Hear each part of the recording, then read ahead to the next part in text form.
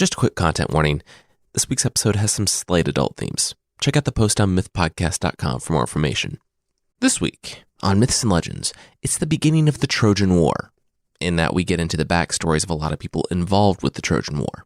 You'll see how a centaur that runs an ancient Greek hero daycare is also a fantastic matchmaker. And how Hera heads up the party planning committee and leaves one person off the guest list, leading to the doom of thousands.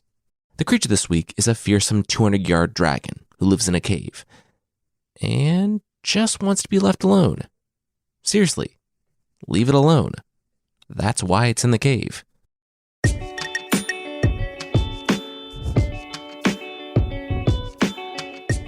This is Myths and Legends, episode 132, The Wars to Come. This is a podcast where I tell stories from mythology and folklore. Some are incredibly popular stories you think you know, but with surprising origins. Others are stories that might be new to you, but are definitely worth a listen. Previously on this podcast, Hera, Athena, Aphrodite, Hermes, Poseidon, and basically all the Olympians tried to overthrow Zeus by tying him to his couch during a wine nap. It did not go well, especially when Thetis came to his rescue, dredging up a creature from the underworld to free him. Angry, Zeus punished the main conspirators, his wife, Hera, and her son, Hephaestus. He strung Hera up, stretching her out with some anvils, and threw Hephaestus off the mountainside, breaking his legs in the process. Today, we're not starting on Olympus, but in another place, one arguably as famous as the mountain of the gods itself, Troy.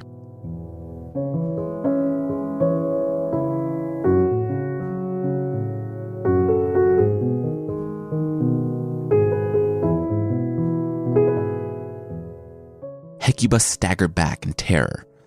Troy was burning.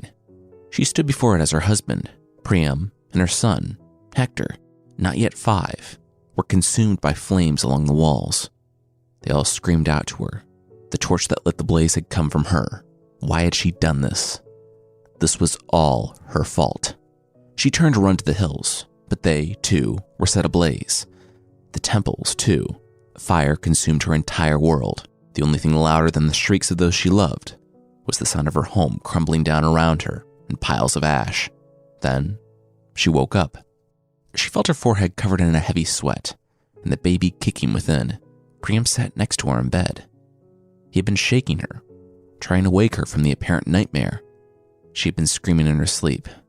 Again, was it the same dream?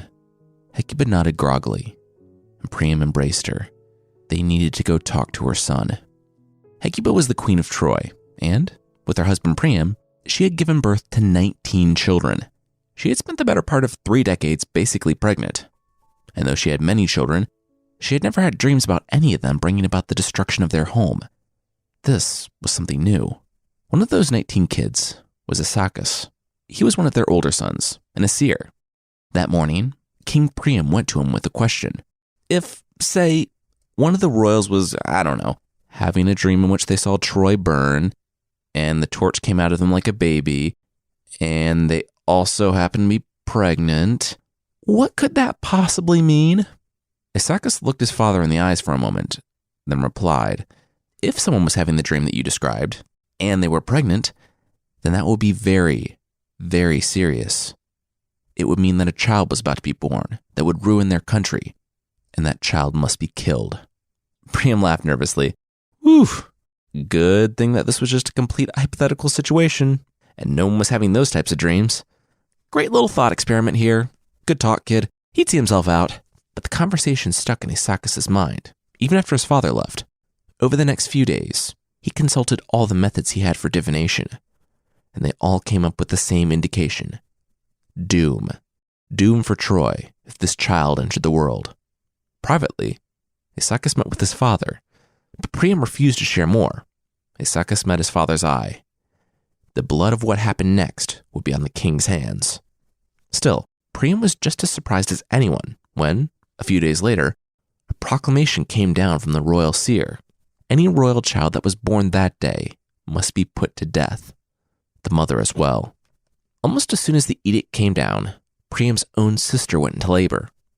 It was public, and it was impossible to ignore. If Priam publicly went against the order, he went against the royal seer, and the will of the gods. And so his sister, Scylla, and her baby were killed on that day. He wouldn't make the same mistake with Hecuba. He hid her away, and as soon as the sun began to set, he could nearly breathe. Then he heard the crying. It was child 20 for Hecuba, so the whole process went pretty quickly. Too quickly. The child lay swaddled, just as the last ray of sun faded beneath the mountains. Priam, however, was crafty. He surrounded his wife with people loyal not to the city or the gods, but to him and his family. They would be safe. But then he thought about it. The dream, the one that started all this, his wife had it. The very child that the gods had warned them of? It was here in his arms. He'd executed his own sister for the city, but he was going to keep this child for himself. But no matter which thought path he explored, he couldn't bring himself to kill his own boy. He just couldn't. And then he heard the bells. Priam rushed off with the child to the wall, where he looked down on his chief herdsman, Agelaus. The man had been out of the city all day, so he didn't know what was going on. He knew the safest spots in the wilderness surrounding Troy, and he knew the most dangerous ones. Priam quietly placed his son in the arms of the herdsman, telling him that something had happened, and this child needed to be left in a place from which he would not return. Agelaus looked at his king, and he looked at the child. That was surely the result of an affair, or worse. The herdsman nodded. He could do that. Agelaus left the child outside a bear cave. And 5 days later, because this never seems to work out any time it's used in mythology, the child lived. He had milk on the edges of his mouth. So Agelaus could only assume that the bears were suckling him. He looked on the baby, and he didn't hesitate to put the infant in his backpack. Atalanta, the legendary hero, had been suckled by a bear too, and she had grown up to be one of the greatest heroes of her generation. Agelaus, the herdsman, wouldn't let one of those great names that would be sung across generations die out here in the wilderness. The gods wanted this boy to live, so he would live. As for the child's name, Agelaus was a simple man. He put the baby in his backpack, so he would name him Paris, which, as the folk etymology goes, comes from a similar Greek word. Their rhythmic travel lulled the child to sleep against his back, and Agelaus smiled. Someday, people all around the world would know the name Paris, and it would all be thanks to him. So, when Agelaus returned to the king, he brought him a dog's tongue, saying that this was all that remained of the baby. Even when Greek myths aren't tragic, they're tragic. Anyway, that's it for Paris this week. We'll now go to another character we've seen before. He was an Argonaut, who will go on to be the father of one of the greatest heroes of the Greek world. But for now, he's just having a really bad year.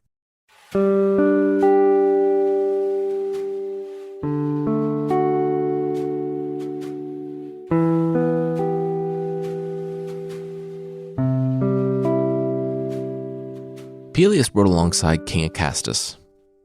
He had no idea how things had gone so wrong. His wife was dead. Suicide. She'd hanged herself. And Peleus had no idea why. News had come just days after he sidestepped the advances of King Acastus' wife, Cretheus. She knew that he was married. And yet, Cretheus had pressed him up against a wall when the servants were out. He pushed her back, of course, and beelined for the door. He had been sent to King Acastus by the gods for purification after accidentally murdering his father-in-law in the hunt for the Caledonian boar. See episode 76. He wouldn't be purified by King Acastus and then turn around and sin against the man in his own house. Besides, King Acastus was a personal friend. They had sailed together on the Argo. King Acastus had taken over for Jason's father after Medea tricked his daughters into cutting him up and cooking him. This was a really bad season for Peleus, and so after he received news of his wife, King Acastus wanted to cheer him up. He wanted to take the young prince hunting. It was weird for Peleus. King Acastus had been colder for the past few days, but now, as he laughed and joked with his attendants, maybe things would start to get better. Peleus rested his hand on his sword. No one really believed him, but he insisted that it was a gift from the gods, that it was magic. No one, though, could dispute its origins. It had come from Crete, many years ago, long after its maker, the famous craftsman Daedalus, had fled with his son. Whatever came of this trip, Peleus could see that things were going to start getting better.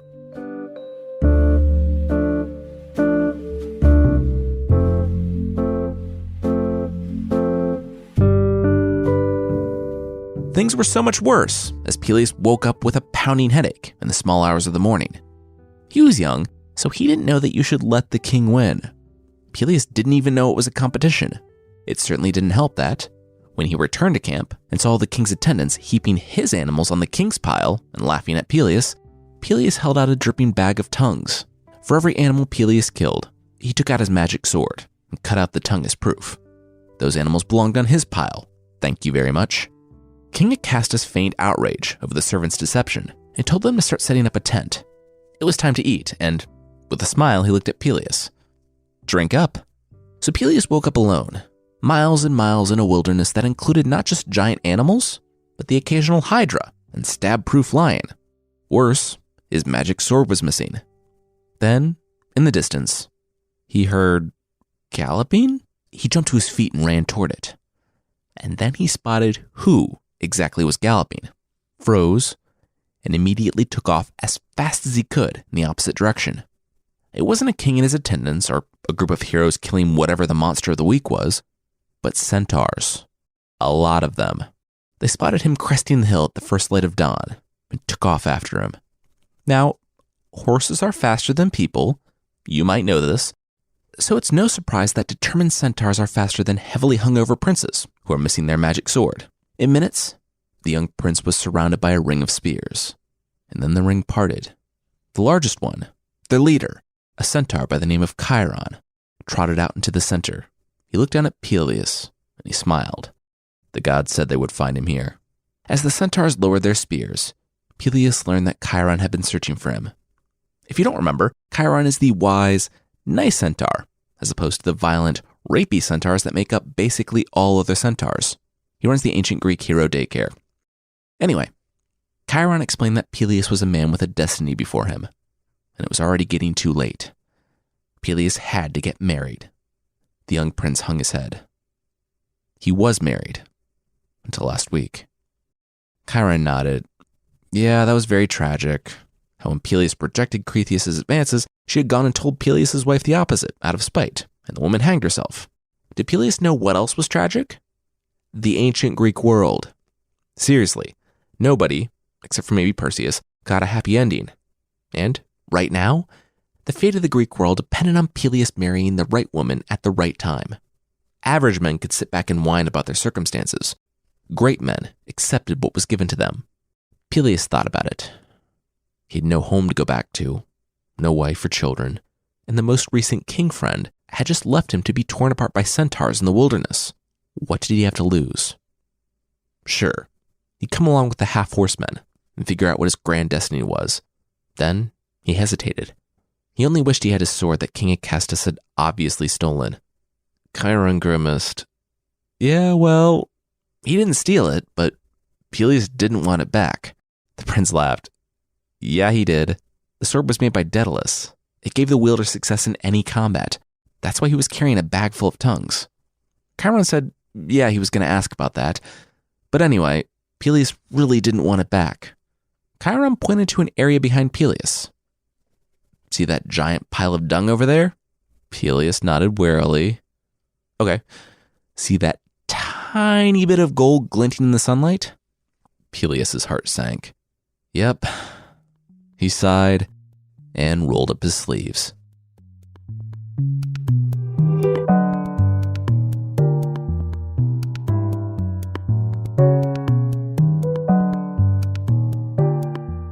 Themis, the same god that had guided Chiron to Peleus in the first place, was working her magic again. She was the goddess of good counsel, and her next project was Mount Olympus. It was back to business as usual after the attempted coup against Zeus. Mostly, Poseidon and Apollo had been sent into exile in service of some king. Hephaestus had been chucked off a mountain and maimed, and Themis shuddered as she saw the queen of the gods, Hera, still hanging by her arms from one of her son's chains, the anvils pulling at her ankles. Themis was no fan of Zeus. She still heard her son's screams every morning, but she was also no fan of chaos either. And when she didn't support the coup, she knew what she was doing. She was choosing the sociopaths she knew over the ones she didn't. Poseidon as a leader might have been worse. Ares definitely would have, if anyone survived the civil war leading up to it, that is. By virtue of being one of the few who didn't betray him, Themis had his ear. And that was good, because something else was coming. A war that would divide the world as they knew it, and one that would draw battle lines, even on Olympus itself. A city was rising in the east. A wedding was coming, and a hero must be born.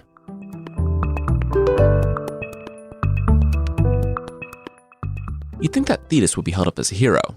Thetis, of course, being the Nereid last week, who stole down to Tartarus to summon the 100-handers that freed Zeus.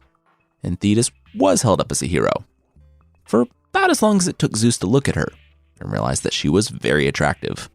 She had apparently earned Zeus's ire when, after he recovered from being very nearly deposed, he turned to the attractive Nereid and put his hand on her knee. She immediately turned away, and the king of the gods sneered. Fine, then. He didn't want to anyway. The fates had proclaimed that any son born to Thetis would rise up and become far more powerful than his father. He had already eaten one wife. He didn't need that headache again. Then, the next day, the prophecy began to click into place. Themis, the goddess of good counsel, stood before the throne, and she had a request. Thetis, the goddess that recently rejected his advances, had to get married. Zeus scoffed aloud. Good luck with that. He had already tried, but Themis, the goddess of good counsel, shook her head.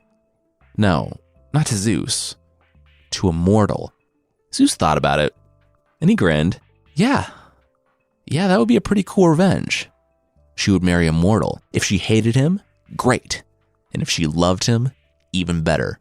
He'd grow old and die, while Thetis, an immortal goddess, would live forever with sorrow. Zeus looked back at Themis.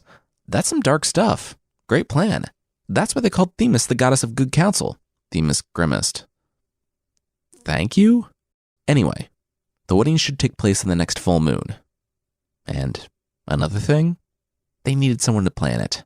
Zeus threw up his hands. So, Themis turned, revealing Hera, strung up so as to be directly in Zeus's eye line as he sat on the throne. Themis told Zeus what he already knew. Hera was Thetis' foster mother, and really the only appropriate person to put together the ceremony. Zeus flared his nostrils in a look of disgust. Fine, he barked. Like everyone knew, he couldn't kill Hera, even though he wanted to. He really wanted to. And he couldn't keep her up there forever, even though he wanted to do that even more. Fine. Cut her down.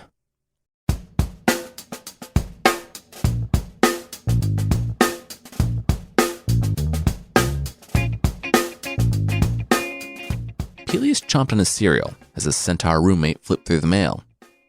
Oh, that a wedding invitation? Peleus asked through a mouthful. Nah, it's a save-the-date card. Ah, cool.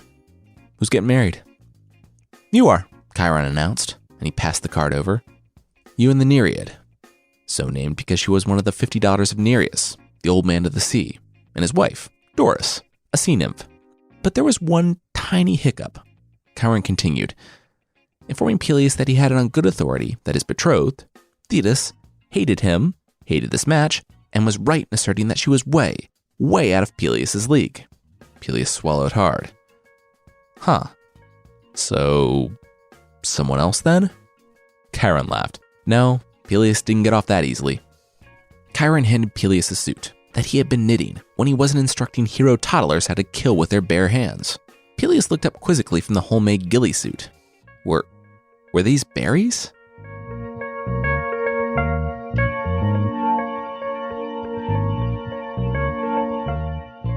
Peleus sweated outside the cave as he waited for Thetis to come home so he could pin her to the ground until she submitted to him. This was their idea of how he should meet and win over his wife. Greek mythology was the worst. Chiron said that she came to sleep each afternoon in the heat of the day in this cave, and, sure enough, when the day was the hottest and Peleus was the most uncomfortable, she pushed past the bush he was hiding in to make her way into the cave. Peleus slid out of the suit and waited until he heard her breathing regulate inside. He took 3 deep breaths and dove into the cave.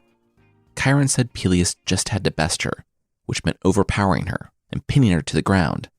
Peleus wasn't sure why this was so important, but when your wise centaur roommate tells you the fate of Greece hangs on your ability to win a wrestling match, you do it. As soon as his hand found her wrist, though, he learned why this was a feat, because her wrist ceased to exist. as Thetis transformed into fire.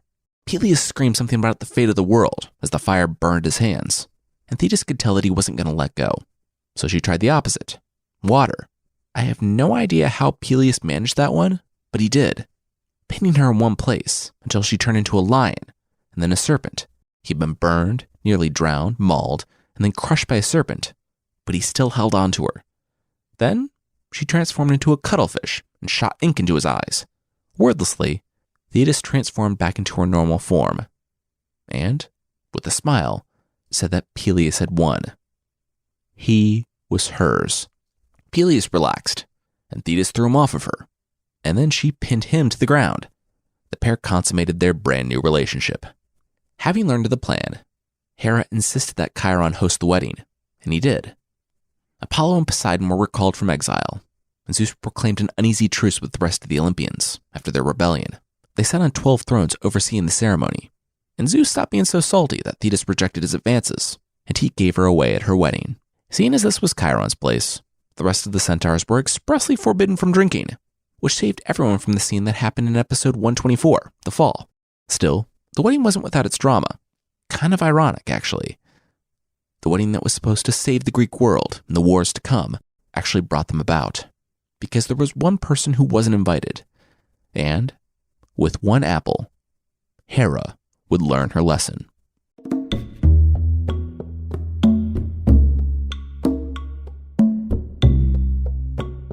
It's pretty understandable to not want the goddess of strife and discord at your wedding. You know, the one full of superpowered beings that just got done trying to kill one another. In fact, I would imagine Eris, said goddess, gets invited to very few things. Maybe it's a vicious cycle, where when she doesn't get invited, she gets more and more bitter, wanting to lead to more strife and discord, which, in turn, leads to her not getting invited to more stuff. Regardless, she heard about the wedding of Peleus and Thetis. Everyone did. The Olympians, wanting to one-up one another, brought gifts for the couple. Athena and Hephaestus went in together on a spear. Athena provided the wood, and Hephaestus forged the blade. Zeus and Hera sent a suit of golden armor, which was as expensive as it was unpractical, because gold is one of the softest metals. Poseidon brought 2 immortal horses, which, yeah, that's what he brought to every wedding. He was the god of horses after all, but everyone loved horses, so they gave him a pass. Peleus felt one more gift roll to a stop by his feet. He looked down and saw the solid gold apple, which, yes, was nice, but he had a gold suit, so whoever brought the apple should have gone first. Then, he noticed the inscription. It was one that would drop the world into a decade of war. If only he hadn't read it out loud. To the fairest. Huh, Peleus began, before inspecting the apple. Now, 3 women were next to him, standing arm in arm. The coup that happened on Olympus, though terrible, had done something positive in the end. It brought them together. Hera, Athena, and Aphrodite had more or less hated one another. Brought together by their mutual hate of Zeus, the 3 women were now closer than ever. Until they heard Peleus read that inscription. They became quiet and looked at Peleus. Well? Peleus was confused. Well, what? Well, who gets it? Aphrodite said with a wink, as if she already knew the answer. Who's the fairest? Peleus looked at the 3 most powerful women in the universe, standing before him. Oops, he said, dropping the apple. Aw, dropped it. What? Chiron? Okay, yeah, I'll be right over. Before any of the women could respond, Peleus had disappeared into the crowd, leaving the 3 looking down at the apple.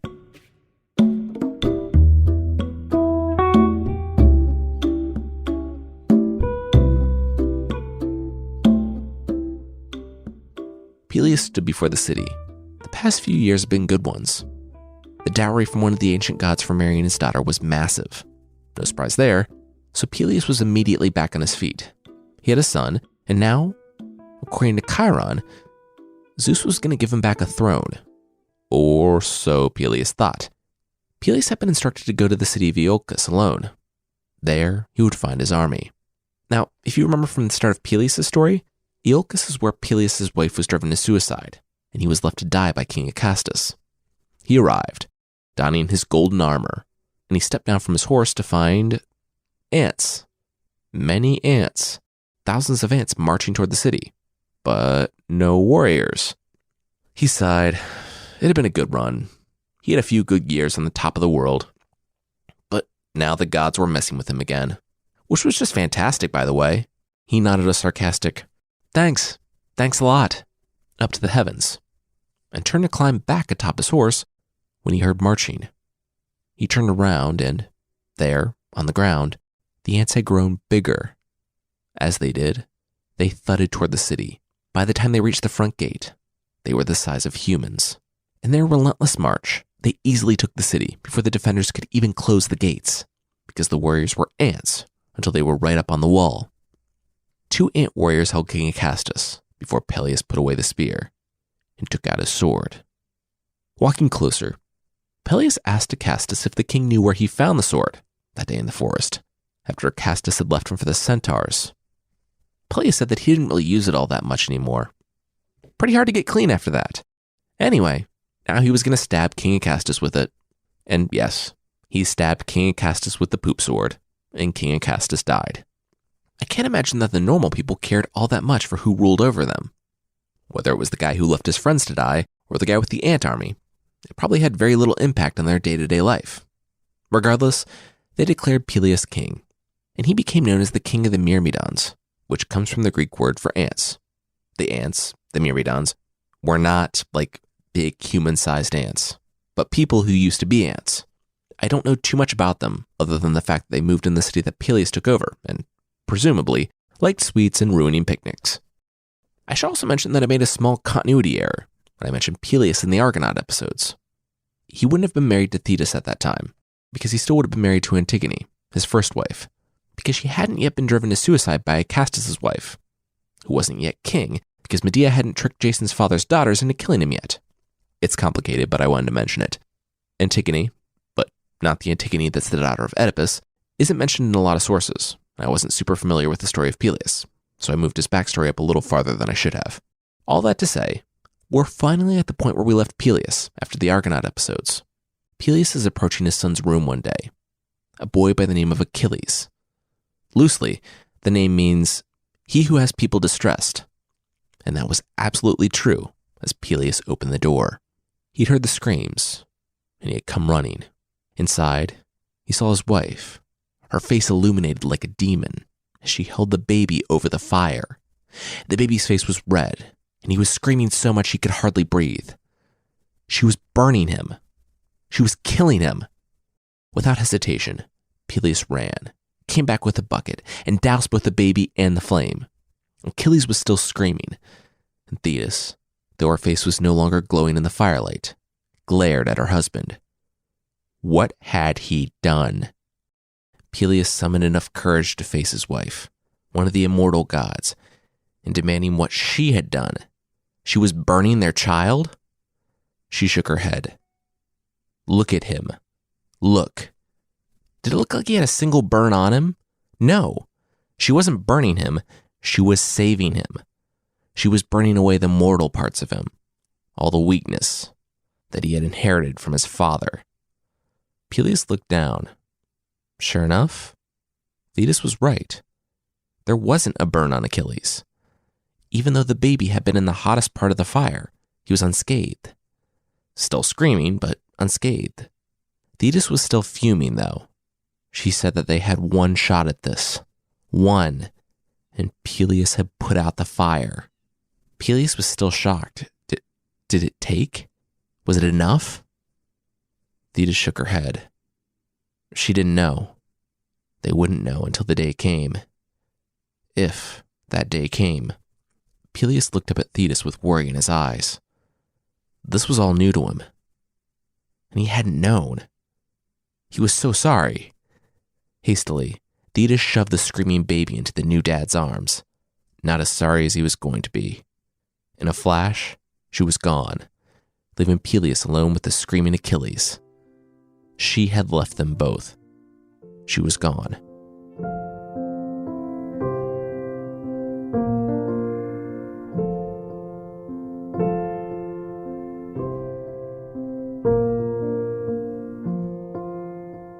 So, of course, there's another, more famous version of Achilles becoming immortal, where Thetis takes him to the river Styx and dips him in.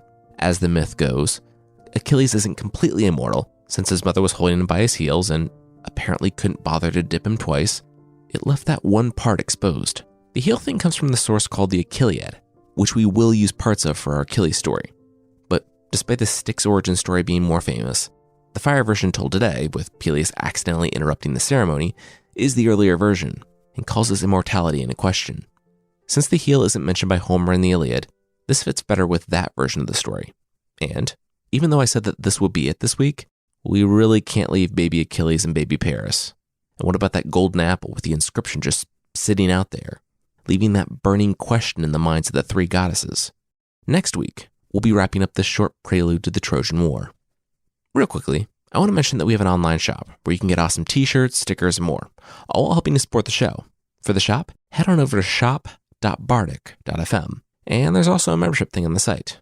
For less than the price of a pound of ground lamb pancreas, you can get extra episodes, source pack ebooks, and ad-free versions of the show that are either more enjoyable or less enjoyable than lamb pancreas, depending on your opinion of lamb pancreas.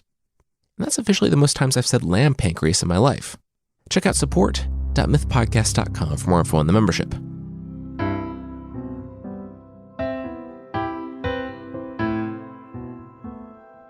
The creature this week is the Lady of the Land, from Greek folklore. Now, the Lady of the Land is neither really a lady nor on the land. She's a dragon who lives in a cave on the beach on the Greek Isle of Kos. She was transformed into a dragon by the Roman goddess Diana, which is basically the Greek goddess Artemis. We aren't told the reason, but the Greco-Roman pantheon never really needed a reason to transform an unfortunate young woman into a monster, did they?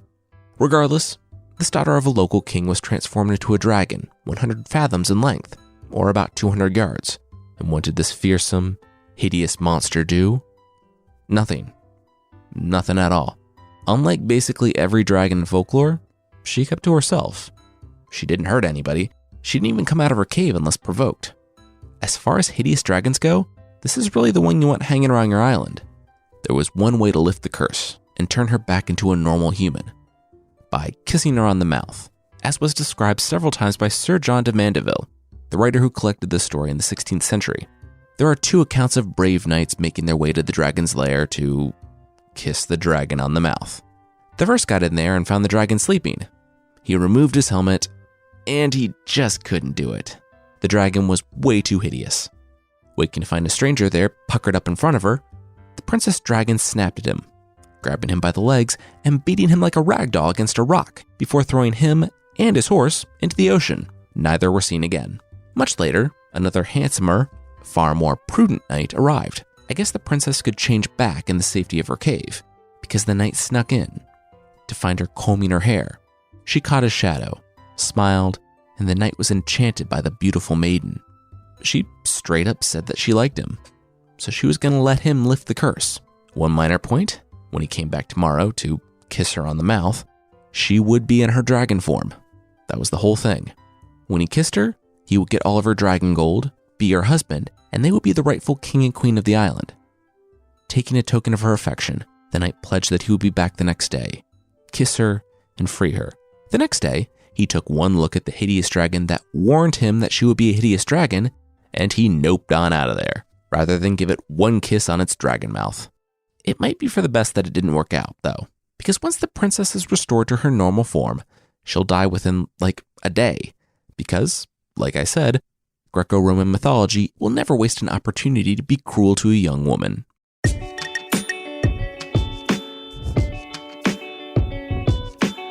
That's it for this week. Myths and Legends is by Jason and Carissa Weiser. Our theme song is by the band Broke for Free, and the Creature of the Week music is by Steve Combs. There are links to even more music in the show notes. Thank you so much for listening, and I'll see you next time.